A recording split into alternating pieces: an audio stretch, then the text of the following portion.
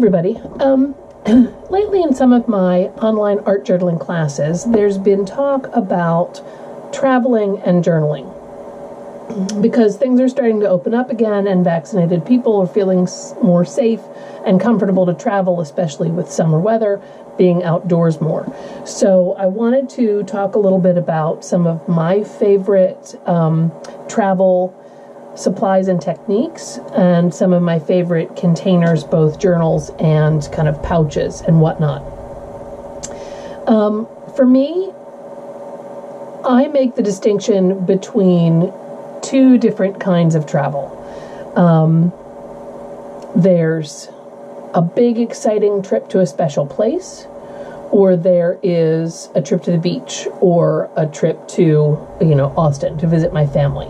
So there's like capital letter T travel, and then travel.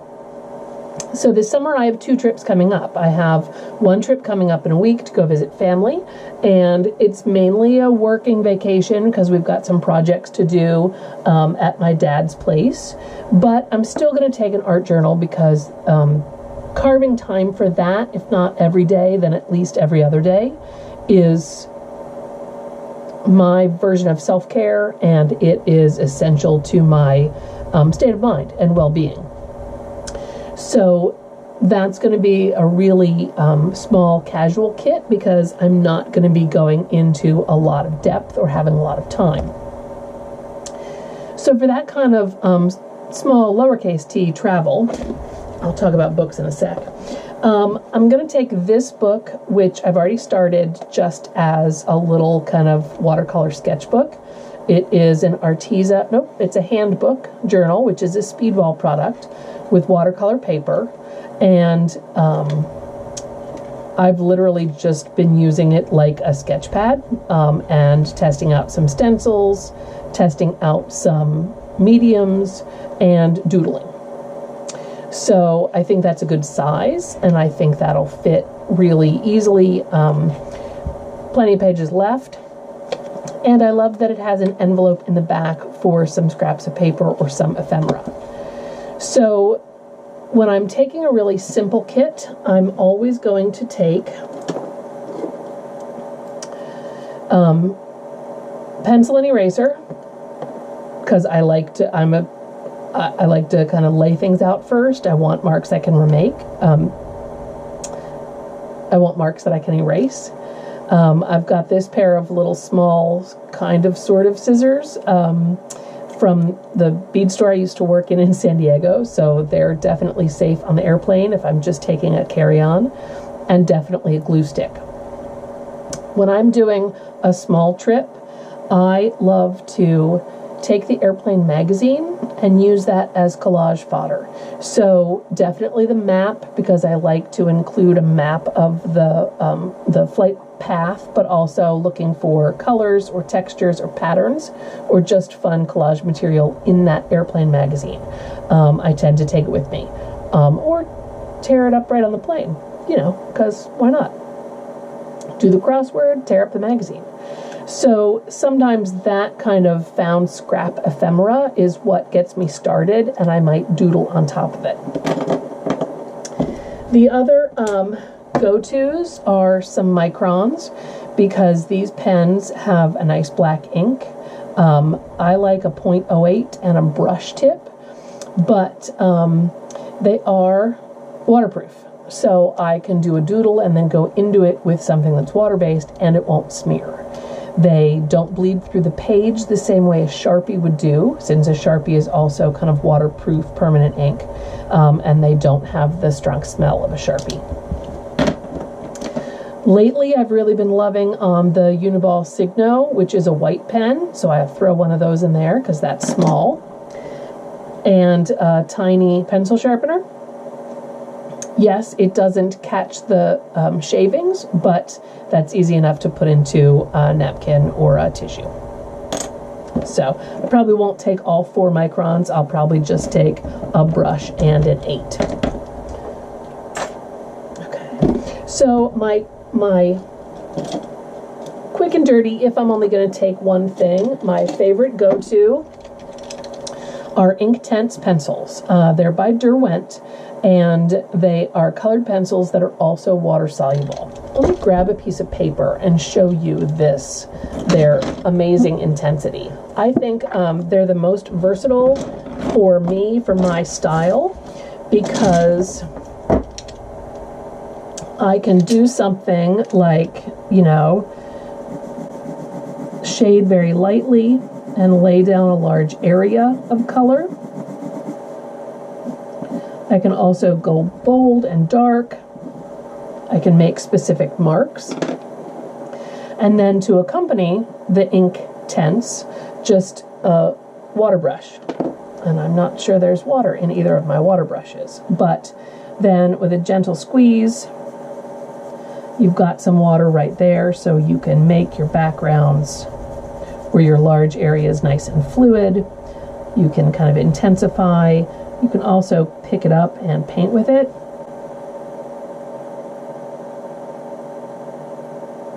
So you can change the texture, the tone, the look of that line. You can bleed it out. So to fill them, they just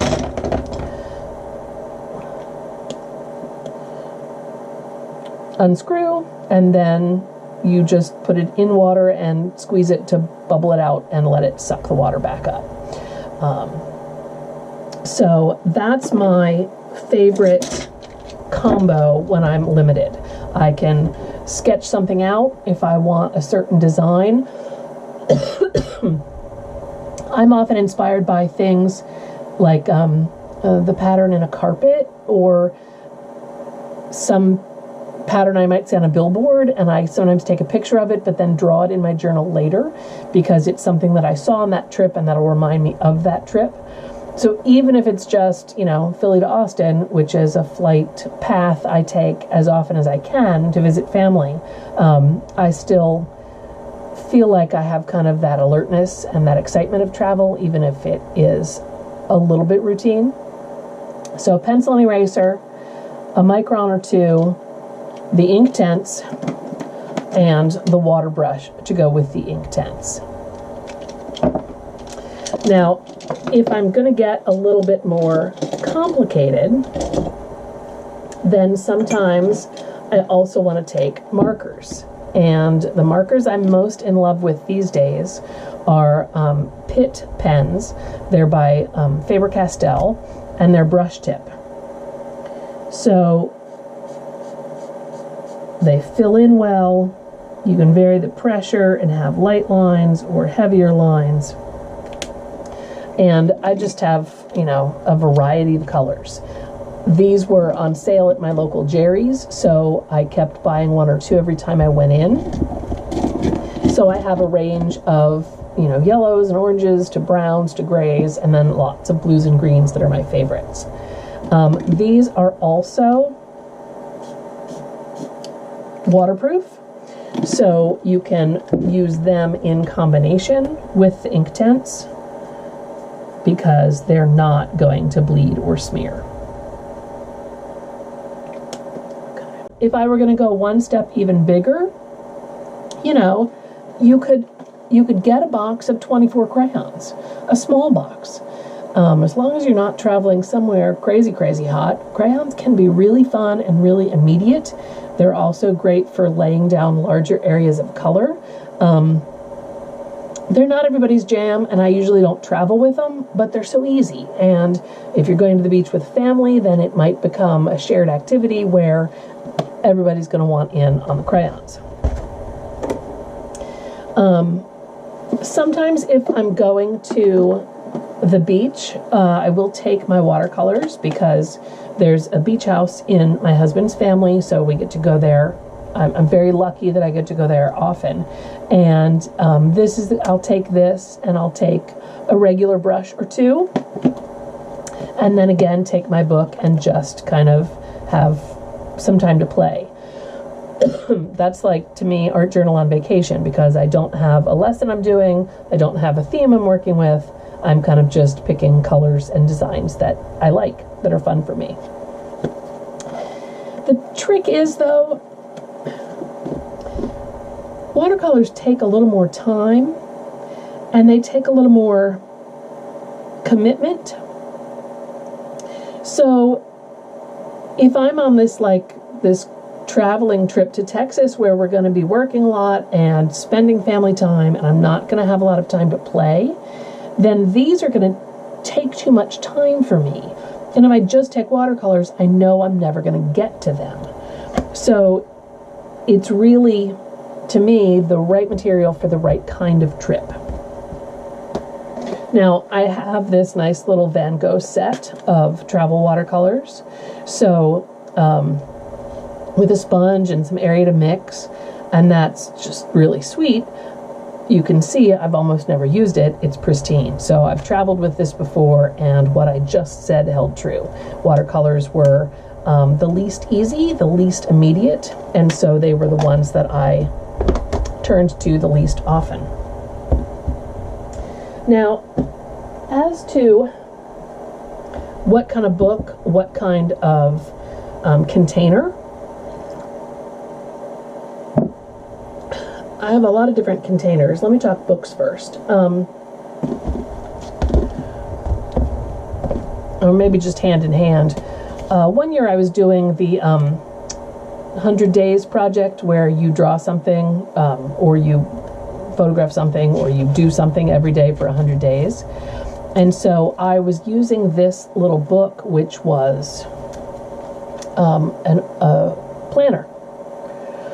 And although I'm not even sure it was the right year, so I don't know if the dates lined up, it still gave me, even if the days of the week were wrong, you know, I started the 100-day project on April 3rd, so I was maybe a day or two late, but this was something I was working on at home and while traveling. So this was watercolor and a stamp. That was clearly a day that I was at home. This was at a bead show, and it was the entry sticker for the attendees, and it was some drawing with just some markers, just real quick. Again, the bead show. So this was Inktense, the colored pencils, and this was some collaged in text. So it was a whole variety of things. I didn't keep going after the 100-day project, but you can see, based on this nice thick portion, I did work a lot. You know, there were collage days. That was just a watercolor wash day. So when I started the 100-day project this year that I did this was 2018, I think, I knew I was going to be traveling a lot, so I wanted something small and portable. And I would carry the journal and the Inktense pencils all in this pouch. And that was it. I had everything. There was probably an eraser and a regular pencil in there too, and the water brushes, but it all fit in one zippered pouch and was really convenient if I was going to a show. So again, depending on the trip, depending on how much time you're going to have. So I really like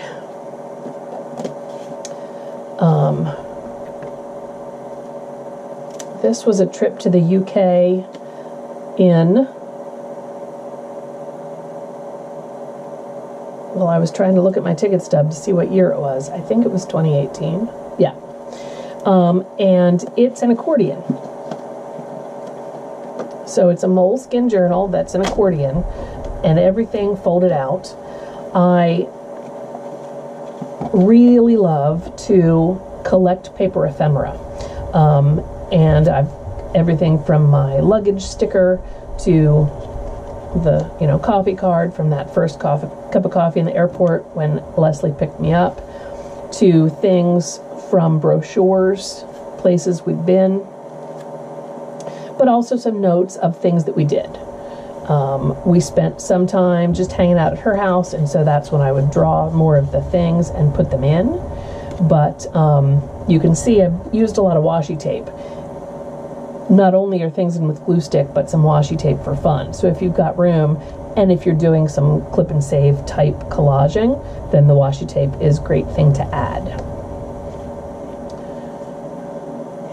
So yeah, a lot of clipping and saving from the ephemera, you know, my fare card from the tube. Trying to make it as much about the trip, the places we went, the things we did, with just a little bit of accented drawing. The nice thing about the accordions is that you have the whole back if you want to journal. So I haven't done anything on the back of this one, but if you had writing that you wanted to do and keep it a little private, you would have that space. And of course, there's also a pocket. Now, the big trip that I have coming up later in the summer is out west to Yellowstone. And I've already gone ahead and purchased this moleskin. They call them the Japanese album, and they are accordions. So it's a very, very slim profile. The paper feels a little bit like cardstock, so it's not going to be totally great for a lot of water-based medium, but it does have a pocket, and then I can use this to be the sketchbook for just that trip. And since I'll be going with my family, maybe I'll get my nephews to draw or write in there as well, and so, you know, different options. Now this size is not going to fit in any, oh, it would fit in there. But if it fit in there, there wouldn't be a lot of room for other art materials. So, you know, what kind of container? This one I love, and it's not really practical. Not for me, not for the materials that I want to carry with me. I got it at the Tate Gallery for my 40th birthday when I was on a trip to London. This zippered pouch velcros out. There's a flap to keep your pencils or brushes protected, and then two little containers down here. So it's great if you're doing a lot of drawing, maybe even painting, but it doesn't quite hold all the things that I want. You know, a pouch for pencils, that's nice and simple. The new pouch I'm going to try out, I found on Amazon. I did treat myself to a metal ruler as well, and it's like a zippered pencil pouch. I've got a pocket over here, I've got pens and things that can go in here, and then I have this main pouch underneath. What intrigued me though was the fact that it has an expanding portion, so this bottom part can get bigger.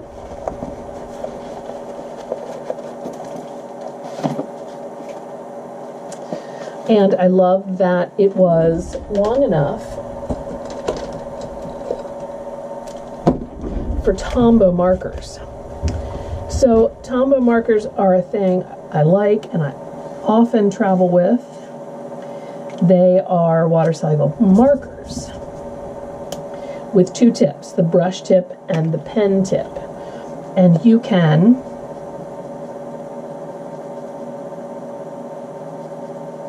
if there's water in your pen,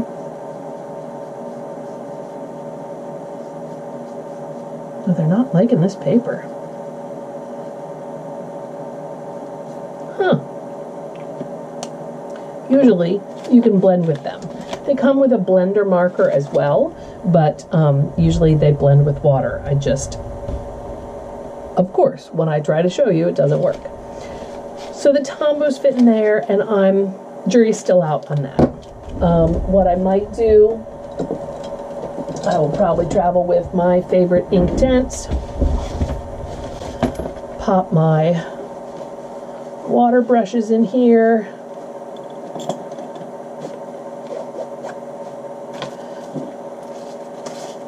washi tape, pop a glue stick in there,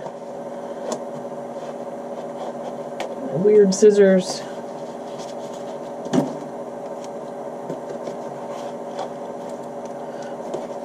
well, see, now the glue stick has to move.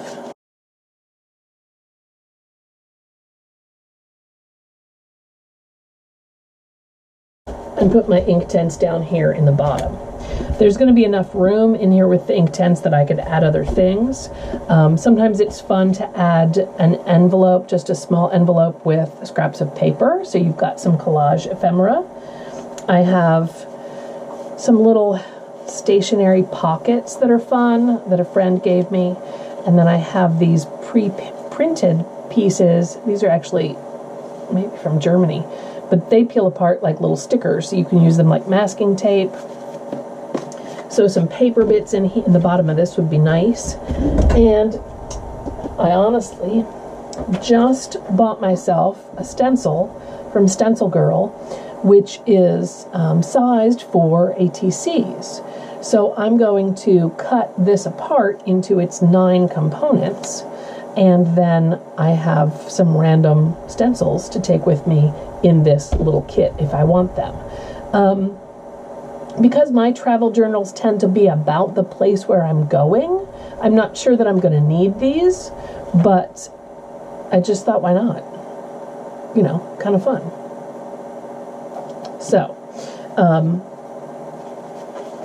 to sum up, think about your trip first. How much time are you going to realistically have? Are you going to be lounging by the pool and then want to play with watercolors and have a total Zen moment? Wonderful. Then, take a little bit more stuff. A little quick, easy to grab pouch is great. There might actually be a Stencil Girl video about her travel kit. I'll see if I can find that and link to that.